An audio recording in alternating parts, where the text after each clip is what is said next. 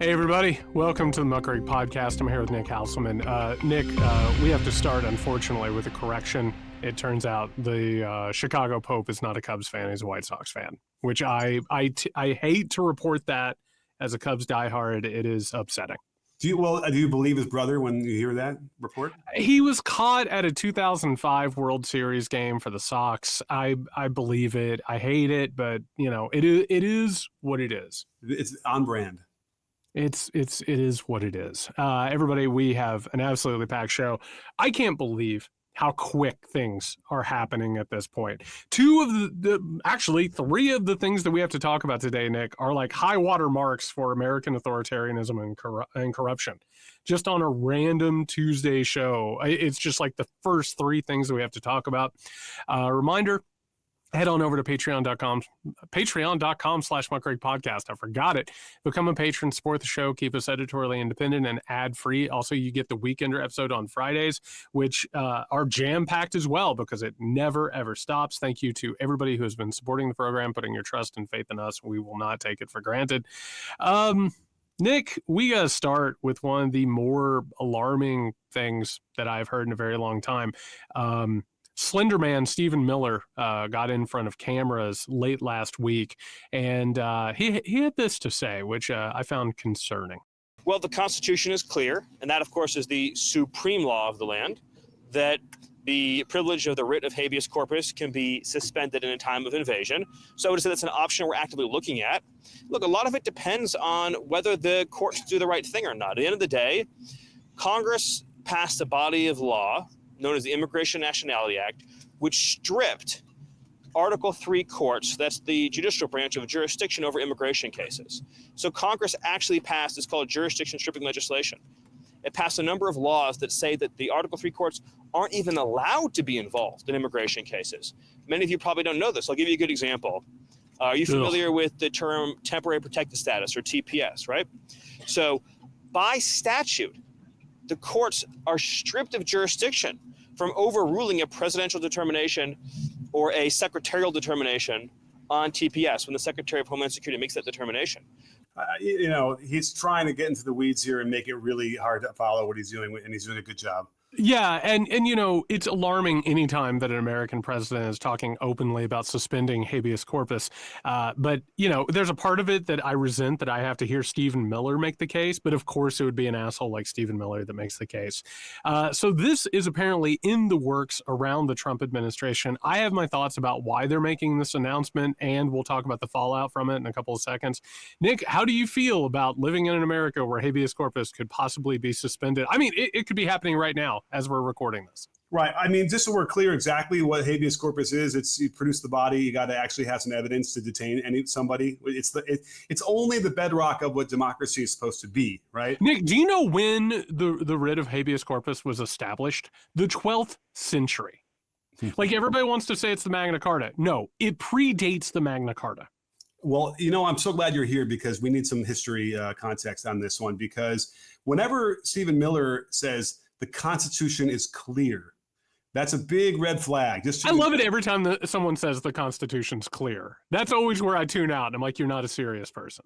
But by the way, it is clear. So he's not lying in that sense of how you're supposed to be able to get rid of habeas corpus temporarily, which would be in the time, like you said, of an invasion. But it's not the president's decision to do this. Who is the decision determined by? Well, technically, everything is supposed to be determined by Congress, but I mean, this is supposed to be a congressional approval here. That's or Supreme Court, yeah, and you name it, and like it is what it is. Right. Yes. Now, you are aware, I believe, of the current situation we're in. If we're talking about immigration, I think we all understand that you got to wrap our head around it. Let's look at a couple other times when they've suspended habeas corpus. Sure, let's go. Our old buddy Abraham Lincoln did it. He did. What was happening around that time again, or can you remind me? You know, I'm a student of history, but I can't exactly remember what was happening around the time where Abraham Lincoln decided to to dip his toe into the habeas corpus situation. Brother against brother, some sort of war going on. I think I've heard something about that, yeah. So, you know, Civil War, I could see how that, you know, he wanted to make sure some sympathizers with the South I mean, by the way, it doesn't sound great. You probably know a lot more about that than I do as far as who they were detaining in the north. Right? Wasn't that a bit of a problem? Oh, there was hardly any end to the people who were being detained on both sides, within, without, all of it. And for the record, like Abraham Lincoln suspending habeas corpus actually has been like historically debatable, like whether or not that was the right move or not, or whether or not it was an authoritarian move. And now we're just willy-nilly with Stephen Miller on like a random afternoon. Right. Because my point is, okay, Civil War, 2025. Like, I'm not sure I see any kind of comparison. We've also had it during the Japanese-American internment in 1942. Some would say a stain on America. Yeah. Yeah, and that is one of the deepest, darkest, blackest stains on the American Constitution we've ever had, in terms of decisions that are made by the Supreme Court included. So this is most definitely does not even come close to resembling any situation that that would require any kind of action like this. But we knew they were going to do this, right? They were always going to be able to pretend that this is some sort of invasion. And by the way, have you seen the immigration numbers recently?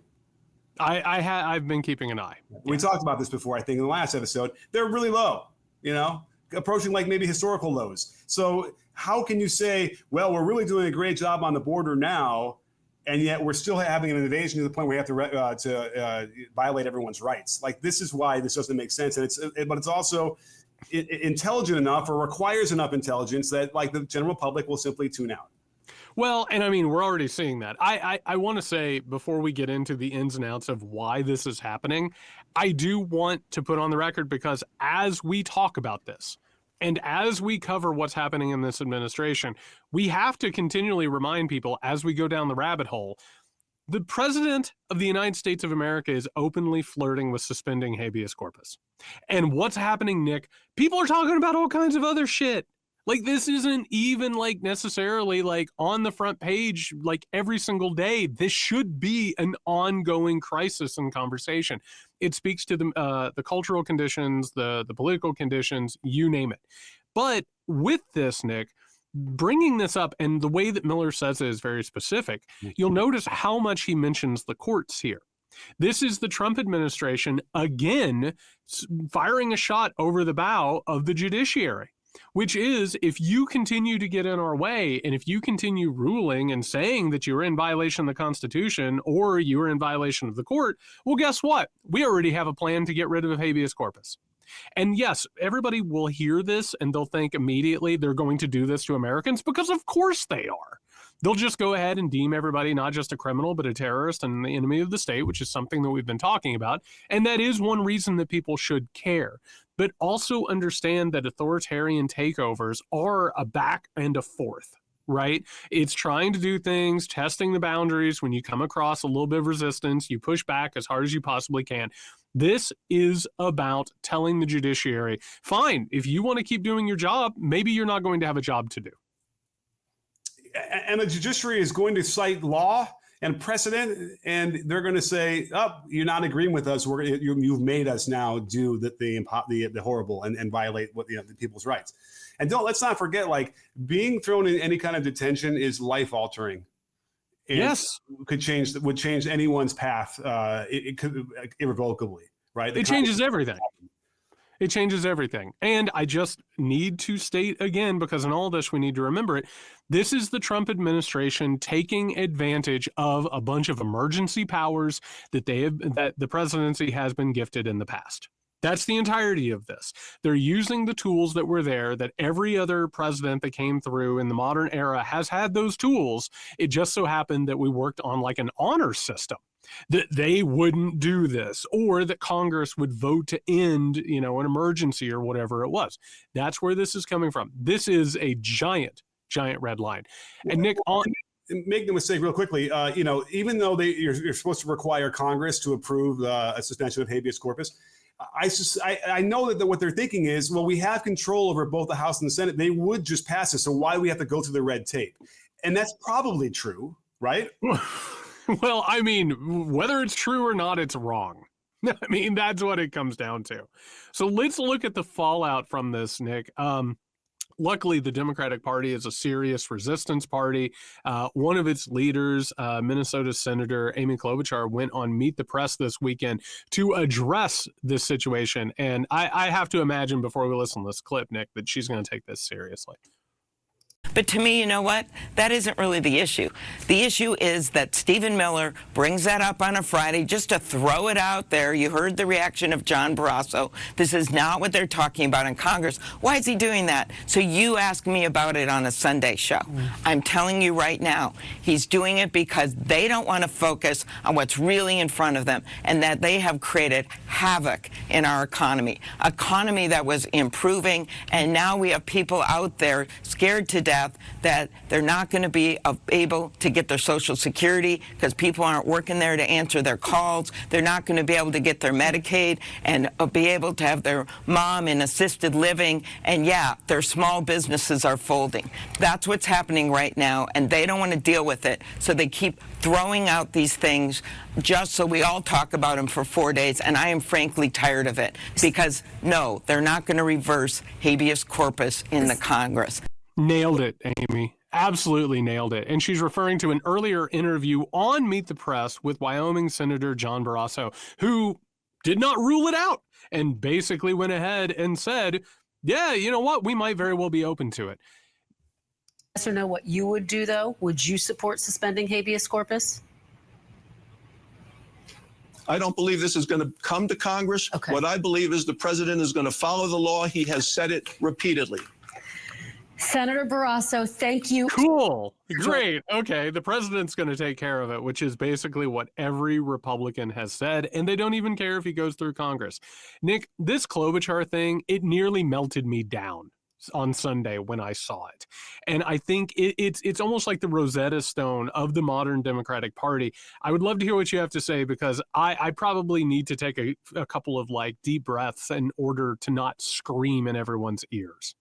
But she's telling the truth. She's right. Is that what you're saying, or not? She's not? No, she is not correct. Oh, I think that there's no question. Well, okay.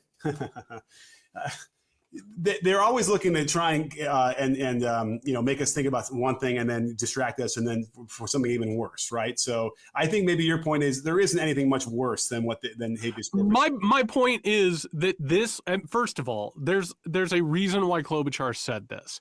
It's because it's the strategy that the Democratic Party has decided to focus on. And what have we covered now for months, which is every time the Trump administration violates the Constitution, disappears people, every moderate and centrist and rank and file Democrat is like, don't take your eye off the ball. The only thing that you can talk about is the economy. Right. Okay. So everything else becomes a distraction, which what have we seen in online spaces for the past 10 years, Nick? Everything's a distraction. Everything is trying to keep you from this. And as a result, it keeps them from talking about everything during a deluge of authoritarian actions. Right. I think what is rubbing you wrong is that it just kind of reeks of, oh, he's not really going to do that. He likes just to talk about it. Right. But how many times have we said that? And then he actually does do what he says he's going to do. Yes. So, yes, I mean, you're right. That what she needs to be doing is calling him out as a traitor to the country, as a authoritarian, all those different things, and warning us that it will happen. I mean, listen, we're going to talk about what's going to what happened to a mayor of a big city in America. What Klobuchar and other rank and file Democrats are reflecting is a completely delusional reality at this point. They are not meeting the moment in any serious way. There are a few Democrats who are and who are talking about it. We'll talk about Ross Baraka here in just a second. Like people who are doing what needs to be done, but the leadership of the Democratic Party, I'm sorry, the President of the United States of America officially went on the record through a spokesperson saying that they're looking into ways to suspend habeas corpus. It's not a joke. You have to take him seriously. And how many times have we seen Democrats at this point say, oh, he's not going to do that. And what does he do? He immediately does it. And they just continually kick the can down the road and say, well, who could have known? Who could have ever predicted this? And then it happens, and then they don't do anything about it. It is an enabling party at this point. Yeah. I mean, what's frustrating is that, in theory, let's just play this out down a little bit farther down the road, where they start to put people in prisons for protesting or for standing up to the government, right? For expressing their First Amendment rights. I mean, they're already doing that, but right now it's students at Columbia and a couple of other places. So they've been doing that, but when it becomes more widespread, yes. Yeah, it becomes more widespread. So suddenly you might know somebody directly, right, who has been affected by this, right? Well, we've seen it in some respects play out where you've seen American citizens who have had loved ones deported. And I don't even see them saying, oh, maybe this was a mistake. Like, right? Like, I still feel like there's full-throated support for Trump. And, even though they never thought it would be anyone they knew. So the worry ends up being is that instead of that even sending a scare and people trying to behave, I think that's what it will be. It won't even be like an uprising, whatever. It'll just end up forcing more and more people to sort of be too intimidated to do anything about the Constitution. That is what happens if there isn't some sort of a pushback. And again, I keep saying this, the Democratic Party as presently constituted is not going to do this unless they're forced to do it. There is an internal schism within the party that has to win out on the side of the people who are willing to fight. And the only way that happens is if we are in the streets, we're pushing, we say, you know what, Democratic Party, you're not doing the job. Somebody else needs to do it. Right. And what you just laid out, Nick, is one of the very, very predictable and traceable paths of authoritarianism, which is if a resistance does not rise up in time, it simply becomes normal. And then all of a sudden, Americans are being disappeared. And for the record, we shouldn't just worry about Americans. We should be worried about immigrants who are being disappeared. We should be worried about people with protected status who have been disappeared. We should be worried about this in every regard. But if what inspires you to take action is the idea that it could happen to you or your loved one, please use that. Like, get inspired by that before it gets to that point. Thank God you're here to make that point that I tried to make. You made it much more clear. It's not even that it's the intimidation factor. It'll just become normal. It'll be normal. Just a shrug and be like, oh, well, and then we're going to all be hiding in our houses and where we live, afraid to go out and afraid to do anything. If they suspend habeas corpus, we become a country where habeas corpus has been suspended. It's no longer unthinkable. It's no longer very, very large. It's just the reality that you live in at that point. Right. And by the way, even if they think that, it would be rubber stamped by the Congress as it is to get habeas corpus suspended, you put them on the record. Let's get all these people to vote on it and let's see where they really stand, because that would be important as well. Oh, my God. The idea of watching a vote to suspend habeas corpus. Holy shit. In a related story, and as Nick has already mentioned, the mayor of Newark, Ross Baraka, was looking at an ICE facility, an ICE detention center. Accounts are unclear about exactly how this happened, but ICE arrested Baraka and held him in detention for a while. Here we have a Democratic politician who has been arrested by the administration. Nick, another point of gigantic escalation. And good for the mayor. This is what they need. Good for him. Now, the other thing you have to be worried about is that the instigation of all these things is from ICE so that they can then pretend that they were assaulted and they can arrest people, right? That doesn't sound far-fetched. We've heard that before. So, because it's conflicting, we don't know. Even the video is confusing to me. If you watch the video, I can't figure out what's happening, honestly. Yeah, I mean, it's mass chaos. Yeah. And, because they're saying, the mayor is saying, and the congressman people are saying that they were inside the facility to view it, which they're allowed to do unannounced as elected officials. And then afterwards, on the way out, is when suddenly this became a thing, as if, listen, this could be conspiracy, but ICE had called down to whoever, Trump, the White House, said, hey, this is happening here. They are in, whatever. And, we'll take care of it. Don't worry, and then as soon as they leave, well, hey, run into that guy, push him around, they stumble a little bit, and then we'll be able to arrest somebody. And again, you have the chilling effect of intimidation of local officials. They can get anybody, anywhere, anytime. That's the entire point of this, is to send out a message that can happen. And it's Baraka's right as mayor of that town to inspect buildings. Like, that is the right of the mayor. He had every right to be there. There is absolutely nothing. And I don't care if he went in there and he wasn't allowed to. Again, this is the thing that should be happening. Every Democratic politician, quite frankly, should be detained and getting arrested. That's what should be the bottom line. And one last thing, or I guess two last things on ICE, Nick. One, if you are a Democratic politician and you are not openly calling for the abolishing of ICE at this point, which has turned into a private military law enforcement arm of the president of the United States of America, grabbing people and leaving their children in cars, breaking into houses, stealing shit. If you are not if you don't have the courage right now to say abolish ICE as a politician, I don't want anything to do with you. The second thing, and I want to get this on the record, Nick, because it might be a couple of days before this comes out, and I want it to be clear. You know how they're all wearing masks? Yeah. Constantly? And have you noticed that there's no real uniform for them? Like it's whatever they want to wear. Like that is in part because this is a ramshackle operation and these people don't want to be identified because they're fuckers and they don't want to have the consequences of those actions. I'm going to call it right now, Nick. There is going to be a point in the near future where we find out that they are doing things like deputizing white nationalist and paramilitary groups. Like I see that coming a mile away, and it's what all authoritarian regimes do. When they start merging the state apparatus with the on-the-ground radicals, that's when shit starts really popping off, and I think that we are very, very close to that happening. Yeah, and this is my point, was already ready to be made before you even brought that up, is I was watching, I believe it was the footage in New Jersey. I mean, there's been so much footage now of people getting disappeared. It's so awful.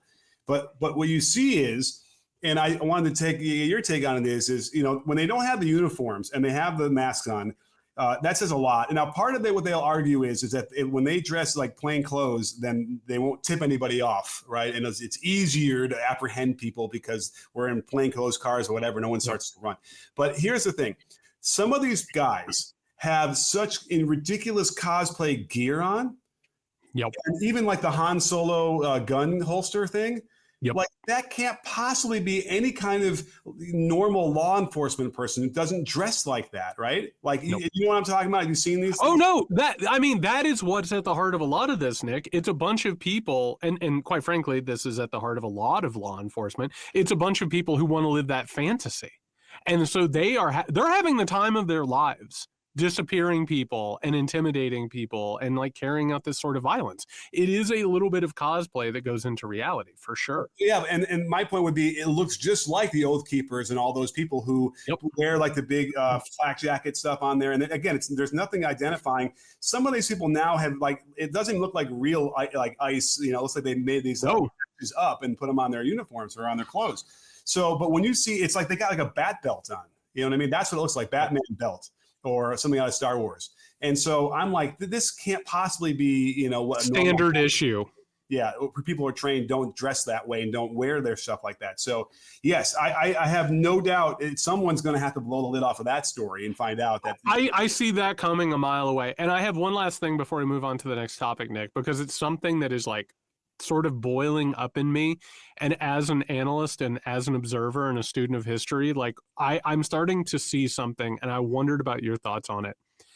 I can't shut off this feeling inside of me that ICE and this government, the way that they are attacking people, the brutality, the sneaking up on people, doing the stuff like the raids, you name it.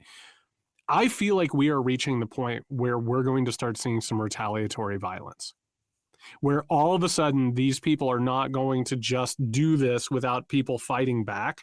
And I think that the moment that that happens, history tells us that we enter a new chapter in this. Does that resonate with you? Because I feel it coming. Yeah, no, that's what I think I was even talking about. I saw another one of these things where they're in a parking lot somewhere, and yeah, they have their phones out, and I wouldn't necessarily say they're aggressive physically, but certainly verbally, the innocent bystanders who have me walking by are, you know, trying to get in the way a little bit and try and voice something in defense of people who are just being whisked away. Again, unmarked cars, unmarked, people doing this. It is chilling. So I would not be surprised, especially if you got into a situation where they were in a neighborhood where the people they're trying to accost are popular and are friendly and everyone knows them, right? And people are going to stand up for them. And yeah, there might end up being people who are willing ultimately to obstruct this and deal with those consequences in the name of, you know, something. Now, what really, really sucks is if I were like a January 6th person, you know, and I knew, I'm going to get pardoned, I do January 6th, so I know I'm going to get pardoned sooner than later. Like that was the timeline. So in some weird twisted way, if it was closer to the 28 election, right, you almost feel like you could do it knowing I just get pardoned then. I don't think people are going to wait. I feel, Nick, you know this as well as I do. It's like when the weather gets hot, if you have protest movements or resistance movements, that's when they really, really take off. It feels like this summer is set up for some stuff, doesn't it? For sure. And by the way, like, again, I don't want to minimize the notion of anybody standing up for innocent people who shouldn't be disappeared. But I also know that people have their own lives as well and aren't necessarily willing to spend 3 years in prison. Man, we are living in weird times. Speaking of weird times, Nick, I can't believe this. What I'm getting ready to talk about is the most blatant corruption by a United States president that we've ever had. And it's segment 2 of this show. It was announced this weekend that Qatar has offered Donald Trump a $400 million Boeing 747-8 to use as Air Force One. This is colloquially known as the Palace in the Sky. And in a really cool twist that isn't disturbing or upsetting at all, it will belong to Trump as long as he is the president of the United States of America. And then when he leaves office, supposedly the ownership will be transferred over to his presidential library. And I assume he would never use it after that. Nick, this is a stunning piece of corruption. Easily the highest bribe that has ever been offered to the president of the United States of America and ever taken. It's almost, to me, Nick, I don't know how you feel about it, it's almost like when I first saw the Grand Canyon and I just sort of stood on the edge of the Grand Canyon, and it's so big and it's so large and majestic that it's almost like your brain won't let you take it in, right? This thing is so massively corrupt that it almost hurts to look at it and actually wrap your mind around it. Jared, why do you hate America? Okay. I would love an America where this isn't possible. Well, we just went from a president who says, maybe you shouldn't have $30 to a guy saying, I'm not going to wait another few years for a new thing to be built from Boeing. That's really what he's saying, right? In a way. But he's also saying, I can't stand it that other countries have nicer airplanes than me. And he's also saying, the thing is 35 years old, right? So, okay, I get it, which is why this was ordered years ago to replace. They had a fleet that's supposed to be replacing the fleet, and it'll take another few years, right? And then taxpayer money, whatever. So, I mean, that's what his argument is. And by the way, he said, I'm not going to use it, after when it goes to my library. But what does that mean? Does it mean they're going to park it and you can go in and walk through it? It's like the Reagan Library, where when they do the debates, the old Air Force One is hanging over them. How dare you ask me if I don't even want to acknowledge the Reagan Library. But that's what they're saying it's going to be. But if Donald Trump does not die in office or go to prison, if he ever relinquishes control, that he's keeping this plane. Now, then one other thing, he's making a big deal about how it's free, so we don't have to pay for it, whatever, right? But it's not. It's going to cost $400 million to trick it out to make it safe for presidential security, yada yada, whatever, right?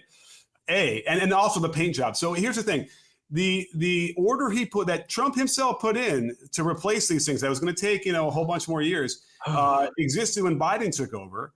And he actually calls out Biden for delaying it even longer. But you know why the order got changed, but the Biden administration changed about it? Is it because how terrible Boeing has become? Well, no, it was really because of the way they wanted it painted. The way that Trump wanted it painted was going to add so much more time and money that the Biden administration said, well, screw that. It's not worth it. Just do whatever you can do that makes it quicker and cheaper. And that's what they were going to do. And that's why they were in the middle of doing all this. It's not easy to build. You know what I just had, and I have other thoughts on this, but Nick, it just, sometimes when you're looking at all of this, it's almost like a water cooler, like a bubble bubbles up, and it's a realization. This motherfucker is going to put his face on the plane. Ooh. Yeah, for sure. He's going to put his face on Air Force One. That's where this is going. And if he doesn't, it'll be the greatest restraint that he's ever showed. You just brought up fitting this to be Air Force One. There's a reason why the Air Force Ones that are in use were manufactured in the United States of America. It's security, right? This, and I don't know that this is the case. This could be the modern Trojan horse. Yeah. Period. This could literally be a gift of surveillance and possibly even sabotage. We don't know. There's a reason why countries don't gift Air Force Ones. And, you actually take a look at like what this whole thing does. Nick, are you aware of how Pam Bondi made her money in part before she became Attorney General? Enlighten me. She lobbied for a country. Do you want to take a guess of what country she lobbied for? Don't say it's Qatar. It was Qatar, and they paid her a paltry sum of $115,000 a month as they were trying to secure the World Cup. So now Pam Bondi, who is in charge of making the legal case for the biggest piece of corruption that the United States of America has ever seen, the person who previously worked for Qatar is now in charge of greenlighting Qatar giving over this $400 million plus bribe. Well, at least she wasn't cheap for the World Cup, because she was really cheap for Trump when he paid her like $25,000 to get that case dismissed in Florida. So like that is awful, horrible. But the Trojan Horse thing is interesting. Remember when Lavrov, the Russian ambassador Lavrov, first made his appearance in the White House after Trump won in 2017? There was something bugged that he left in there. Or no, it was only filmed and only recorded by Russian media in the Oval Office. And I think that they had evidence that they were bugging or trying to put bugs in the White Oval Office while they were there. So yes, that plane will be a bug. It will be a gigantic flying bug if it doesn't have sabotage. This is so, man, it's almost hard to talk about this. Also, by the way, I don't know if you've paid attention to this, Nick. Unfortunately, as part of my job, I have to pay attention to the right-wing environment. The MAGA diehards are pissed about this. I mean, like Loomer, I guess, right? Well, more than Loomer, like a lot of them are very, very pissed off about this because they want to have, like, first of all, this anti-Arab sort of sentiment, right? Like, you don't want to, they've been pissed off every time he's gone to Saudi Arabia, pictures of him with globes and things like that, like scepters or whatever it is that they give him. They're pissed off about this. And I think that this is, quite frankly, it's not just corruption. That's the thing, Nick. It's shamelessly corrupt. That is the thing, is like how openly corrupt this is. The only people who are actually trying to sort of like, put a veneer over this is the Trump administration itself and our media. Our media is reporting on this and they're like, there could be ethical concern. Are you kidding me? There could be ethical concerns. You have the most corrupt president in the history of the United States of America, and he's gifted a $400 million plane. Like, come on, man. Those are the only people who are actually trying to legitimize this, right. The Trump administration and American media. And he already talked about this in February. He had said that somehow they're going to replace the planes with somebody earlier. Somehow. So this is not even a new thing. Where the fuck is Crew? Where is Mark Elias? Why aren't these lawsuits being filed today? I hope that they are. Right, because first of all, the habeas corpus thing should be an easy one. We already the birthright citizenship should be like a slam dunk, but the case needs to be against Trump, violating the emoluments clause, and it needs to force the Supreme Court to be face to face with an official act that is illegal. They keep saying he's immune from official acts. And by the way, you're only immune from an official act, obviously, if it is illegal, right? Like that, why else would you be immune from that? So they have to have some sort of crisis where they have a case that forces them to have to rule on that, where it's clear, cut and dry, black and white. They violated the law. You can't be immune from something when you violate the law.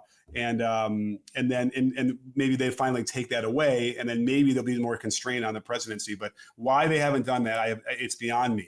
It remains to be seen, and I'm not putting a lot of faith in them. Speaking of weird developments, today is Monday, May 12th. I woke up, grabbed my coffee. First headline I see is that in a surprise move, the United States and China have agreed to lower their tariffs back to the regular levels for the next 90 days as they continue negotiations. I've been hearing a lot of rumors about this over the course of the day. Nick, what are your reactions to this? It's the same market manipulation we've seen before, and he told everybody to buy more stocks the other day.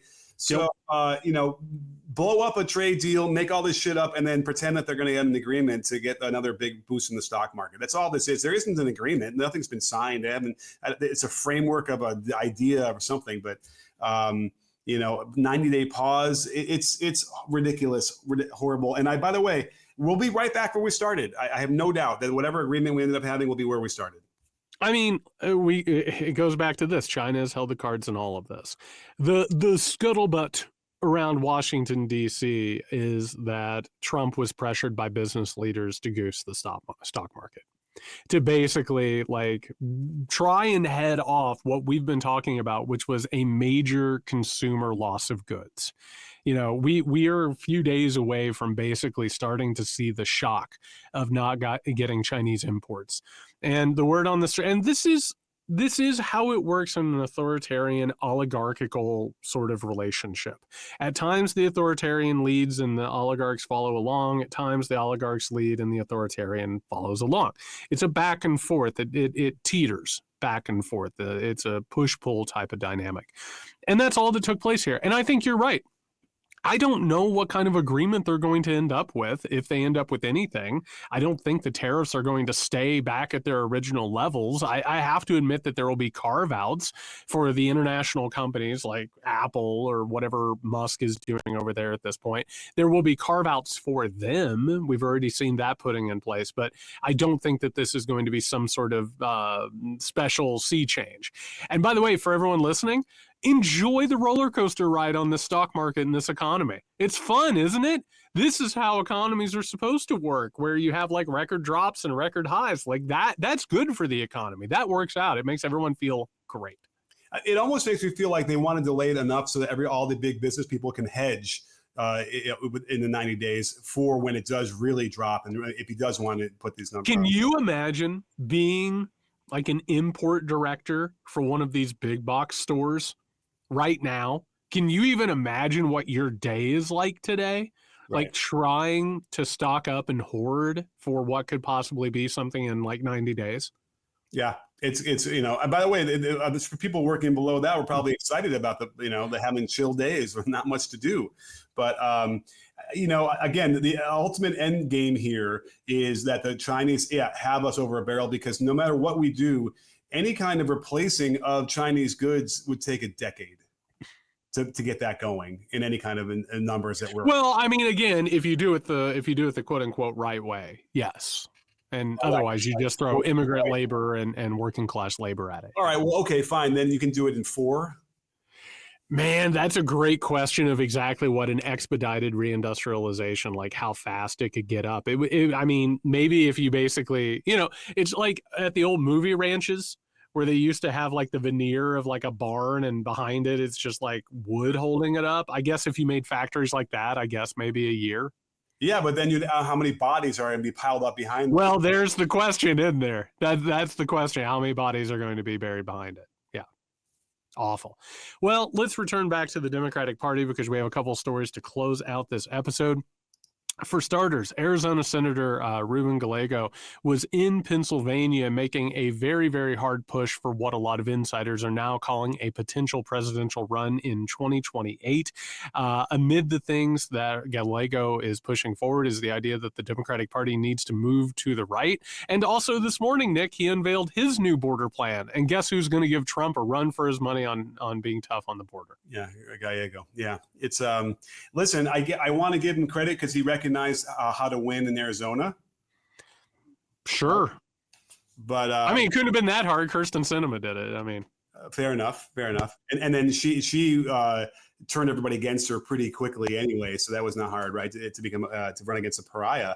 But yeah, I mean, this is what your biggest fear is, right? You've been talking about this the whole time. The more they pivot back to the right, the worse it's going to be.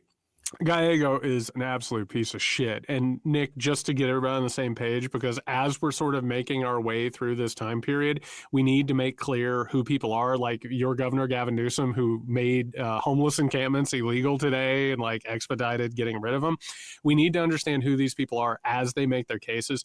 Gallego is completely bought and sold by the crypto industry. That is his entire purpose in all of this. And there's a reason why he is the guy consistently telling the Democrats that they need to be more like the Republican Party and be less outraged and all this stuff and move away from social concerns and worrying about other people. He's shit, man. He's a really, really shit member of the Democratic Party. And I could totally see as the schism within the party takes shape that he could become like one of the chosen people to really try and carry that flag. Okay, interesting. As we see, like David Hogg, go on Mar and light people on fire a little bit here. And it's funny because you can clearly sense the pushback against someone like that, a young guy who wants certainly much more what you're looking for in terms of progressive candidates who care about the constituents versus what Gallego represents, which is just. He's probably right to the right of Clinton. Would that be safe to say? Oh yeah. I think the people that he represents, they're further to the right of Hillary Clinton, which is a wild thing to say, and Bill Clinton's presidency, which effectively puts them just like sort of standing at the border of MAGA world and just sort of waving and being invited in. And John Fetterman, more and more meltdowns. What did we see this morning? It's just like rank and file Democrats being like, we're really concerned about his safety. We'll ask him to resign then. Yeah. Get him out of there. And of course, Gallego is another one of those people. Well, that way, aside from any of the innuendo or whatever's coming out about the Fetterman, camp, he doesn't go to any meetings. He doesn't go to any of the votes either. Like, he's not really doing his job as he's supposed to do it anyway. So that's another level. No, it's another problem. Speaking of problems within the Democratic Party, Nick, we'll talk more about this as we move forward. But I wanted to highlight very quickly that former disgraced governor of New York, Andrew Cuomo, has emerged as the frontrunner for the New York City mayorship. He has also announced, and this will be fun to keep an eye on, that even if he wins the Democratic primary, he will be running on a ticket for the, quote, fight and deliver party. How do you feel about that? I suppose we shouldn't be surprised that no one's political career is ever dead. No one ever dies. I thought people were canceled, Nick. I thought that they were pushed out basically on an ice shelf to be waved goodbye to. Andrew Cuomo with multiple sexual harassment allegations. Like, I thought he was canceled. How is it possible that he could become the leading contender for this job? With enough, you hire those companies that will help your Google search results.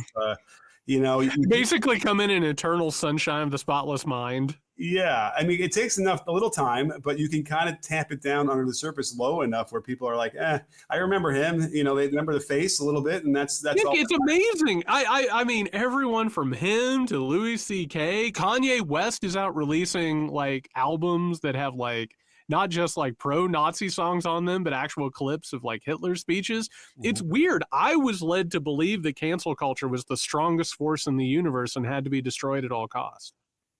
Well, it was what you were saying, right? Something along those lines. Let's also not forget that Andrew Cuomo was also the person during COVID that everybody was pretending that he was going to be the savior. And meanwhile, the shit that he did with the nursing homes in his state, like, we still haven't wrapped our heads around that. I do want to ask, because this is something I've been wrestling with. How is it that Cuomo could still be the favorite for this job? What's happening, do you think, with the Democratic Party as we're sort of emerging from that past era, the one that saw Cuomo have to resign from his office? Like, how is that even possible, do you think? I mean, after like the Al Franken stuff and whatever, and there's enough regret about it towing this line of being ethical and being, good people. That's the fear, is right. I mean, because remember, like, we can easily say, just be like the Republicans, right? Anything we can do to get into power, which suddenly turns us into what Trump loves to accuse the Democrats of. And which I secretly kind of enjoy, vicariously hearing him describe the Democrats as being bloodthirsty and whatever. But there's this, how bad would it be if both parties end up turning into the exact same thing? Which it'd be the worst. It's the worst possible situation. And I think part of it is driven that you have another candidate in Zohran Mamdani, who is a Democratic socialist who seems on the up and up. It seems like he would make a good candidate, but it's what always happens with centrists and moderates. They would much rather go ahead and move further to the right and accept what would otherwise be unacceptable, as opposed to giving someone like a Democratic socialist to try. And so as a result, it really doesn't matter what Andrew Cuomo did, as long as he defends the status quo, or supposedly does, even if it pushes us further to the right. counterpoint. Maybe it's not what Cuomo is or who he is, it's what the country is now and how it's shifted. So it's possible that he's simply reflecting where like the majority or whatever that number would be is. Yep. And that's another really concerning thing because we've been drugged. The culture has been drugged in that direction. Yeah. And it's how far is really where we're at now. How far have we been drugged and how can we stop it before it gets too far? That's really what's frightening to me. Again, the midterms are what I keep my eye on, because if Trump increases his electorate size in the midterms, when you're not supposed to traditionally, even though we can't even use anything in the past to apply to now, but if he does, when we would normally assume that he would lose seats, that would be indicative of either A, the ballots are fraudulent, or that the actual country it wants it. And it could happen if the Democratic Party doesn't change tact. Like if they don't offer something other than Trump and they just continue to normalize this, like talking about Gallego with his border plan, like continuing to fight in that realm as opposed to trying new things just gives him legitimacy. Mm-hmm. And what you just laid out, like it almost makes the mind reel, the idea that he could like gain in a midterm, if we have midterms, like the idea that he could gain, the only way that's possible is if the resistance party doesn't offer something else. That's it. That's the only way that happens. And it could happen if these centrists and assholes continue doing what they're doing. We need more of the good trouble. We need more. We need way, way more. All right, everybody, that's going to do it for this edition of the Muckrake Podcast. We will be back with the Weekender on Friday. A reminder, go over to patreon.com/Muckrake Podcast, become a patron, gain access to that, our Discord, live shows, special opportunities, all that good stuff, and support the show. In the meantime, you can find us over on Blue Sky. Nick is at Nick Hauselman. I'm at JY Sexton. Be safe.